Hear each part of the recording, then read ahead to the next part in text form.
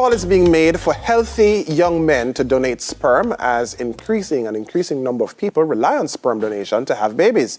Here with us now to have this discussion is the founder of Jamaica Fertility, Dr. Kamali Carroll. Good morning, Doc. Good morning. Dr. Thanks. How are you? I'm good. Thanks for having me. Yeah. Just before we opened just a while ago, you mentioned that there is an increasing demand. Yes, there's an increase in demand. Okay, so first and foremost, we've always used donor sperm here in Jamaica, right? I believe What's always? Well, not always, but our first shipment, it's been a while, so since 2003, okay. Right? So it's not a new thing, okay? What is pretty new is that the demand is increasing, all right?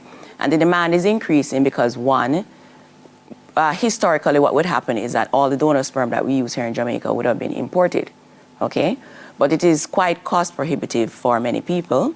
And also we have an upsurge in single women who are choosing to pursue pregnancy, right? Mm-hmm. And so they are accounting for a lot of the increase that we're seeing. Kind of without the complication that comes along with relationships sometimes? And not necessarily, because a lot of single women that are using the donor sperm, they would actually prefer to have a partner, yes, okay. Right? But because they would have been pursuing education and career, they're just starting later. Mm-hmm. And so they figure, instead of, remember we have a real biological clock right. That starts ticking even louder when we're in our late 30s, okay?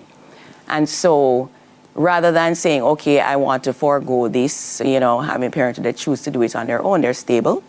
And so they choose this option. Which begs the question, what's the age range that because I think I know where you're going, but what's right. The age range you're noticing among the persons, the women expressing interest? Definitely late 30s, early 40s, yes. Yep. Where is this sperm coming from? And would the person who gets the sperm know where it's coming from and who it's coming from? Or that's not necessary? That's a very good question. And so they won't know the sperm donor personally, okay? So, and in any case, there are different types of donation, all right? So there's non-ID donors where they don't want to disclose their identification. You have semi-open, where it is that any offspring that is a result of this donor sperm, when the child is 18, they have the opportunity to reach out to the donor, which is the option that most of our local donors will choose. And then you have open, where whoever is using the sperm has the opportunity to reach out to the donor from at any point in the process. Don't you find that the future mothers would want to know who this person is, where this person comes from? Not necessarily the future mothers, but the children, okay? But the future mothers wouldn't want to know? No, not really. We don't really have that. And even in the literature, it's not necessarily the parent who wants to know. It's usually the child who wants to sort of have an understanding where they came from. I asked the question because I know Jamaica people straight. And say, I don't want to murderize my child father and stuff like that. So wouldn't that be important to them, no? Yes, but remember, when we're recruiting donors, they're heavily screened. Okay. Okay? And so, yes, you're looking for, it's a holistic situation. To be a sperm donor, you must have excellent sperm quality, right? Not just good, but excellent. And we also screen for any sort of underlying conditions. Mm-hmm. We also background history, we take that as well to make sure that this is a good candidate. Yes, they won't be the parent, but you want to make sure that this is someone who is a responsible person. And that's where I was going just now, because there are requirements that you have outlined for Correct. What you want. You said we opened and said, healthy young men, but there is an age ceiling. Right. One. And then in terms of the background check, just share a little bit about that. Right. Okay, so when it comes to sperm donation, yes, the first thing that we want is we want men that are in their prime reproductive years, okay? So the preference is for males between the ages of 19 and 29. Mm-hmm. So that is when you are really at your prime, okay? When you're 30 and above, things start to decrease, like your volume, etc. And so the cutoff, we prefer it to be 29, all right? So in terms of the background information, you really have to express to your donors that a lot of this is about, we have to have an honest relationship with each other, okay? And so we ask for full disclosure and we screen. okay? So a lot of the questions that we ask to be a sperm donor, when I ask these questions and we go into it, I have to let them know that, you know, some of these questions may seem a little invasive, but they must be asked. The donor is paid. The donor is paid. How much we money? don't say payment, you know, it's compensation. Yeah, but how much money, sir? All right, so it's between 60 to 100 US every time you donate, all right? But when you're a sperm donor, you're going to have to donate quite a bit, right? Because the persons, when you freeze sperm and when you donate sperm, we have to freeze it. We freeze them in vials, okay? And we want at least 10 vials from each donor. So that is multiple times you're coming in. Okay, question.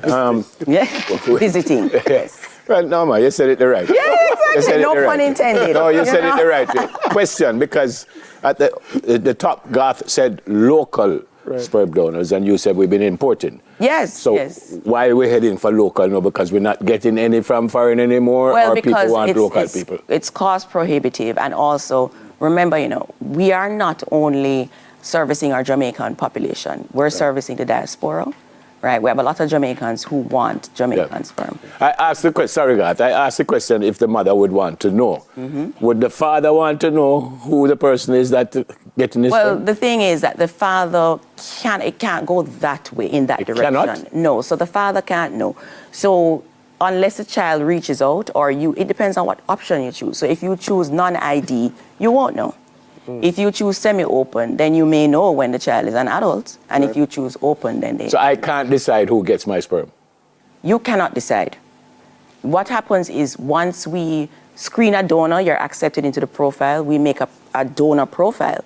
That donor profile is then shown to a recipient. They review the profile and then they choose. Right. Right? Right. It's not the donor getting to choose the recipient because... Right. Okay. Are there any legal obligations for the donor in relation to the child? I mean, I think I know the answer, but just to be clear. Right. That's a very good question, because when you donate, that's what you're doing. You're donating, so you're relinquishing all parental rights to that sperm. So any offspring is not going to be considered your child, okay? So yes, you would have a genetic tie, but you are not the parent of that child. And so consenting is a big part of this. When we consent you, we are ensuring that you understand the process. And so a sperm donor is not a frivolous decision, and it is something that, you know, you have to make sure that you're well informed. You've already told us many times that he can or she can know, but as the sperm donor, can I suggest who I would like my sperm to go to? Whether?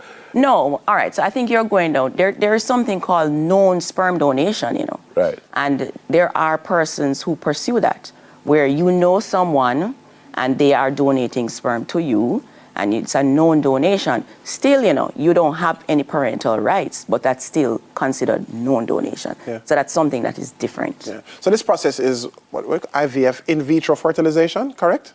Well, not necessarily, you know, because because you can use that donated sperm in many different ways, all right? So you can do inseminations. So let us say that you are a female who has no sort of pathologies that is going to stop you from getting pregnant naturally, then we can do an insemination with that donor sperm, okay? So you choose your donor sperm and then you do an insemination, right?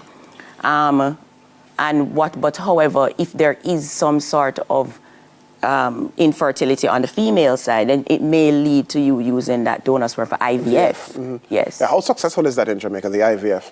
It's quite successful, you know, but it's going to depend on the reason for your infertility. So if you're a young female with something like tubal factor, the success rate can be very high, over 40%. Yep. I kind of said already that we are strange people. How we feel about this as Jamaicans? How we feel about this? This is the interesting thing, because, you know, many of the sperm donors that I speak to, that we speak to, they say they tell us thank you, because they said they have always been thinking about donating sperm, but they didn't know it was an option in Jamaica. But why are they thinking about it? Because they want to help someone else, right? A lot of these people would have known an aunt, an uncle who have been facing infertility. They've been interested in it. You know, a lot of the younger people, you know, they're also very aware of what is happening through social media, etc. What do you expect from this call? What do I expect? I'm expecting that persons who are interested, who want to know more, who have a need, more than a compensation, who genuinely want to help a couple to pursue their goal of parenthood, they reach out. That is really what we do. And how they find you? They can find us at Jamaica Fertility, through Jamaica Fertility, the website, jamaicafertility.com. They can email us at jamaicafertility@gmail.com. They can also call us, 876-552-7714. And we're also on Instagram. Yeah. Yeah. Fantastic. At Jamaica Fertility. Yeah, Say- Jamaica Fertility. Yes. Great. Actually, it's a great story. Yeah. Yeah, and for the parents out there who, for whatever reason, probably thought they couldn't have a child, this is Correct. This is amazing for you. So Or those desirous yeah, of hopefully it will work. becoming parents. She's the founder Yeah. of Jamaica Fertility, Dr. Kamali Carroll. After the break,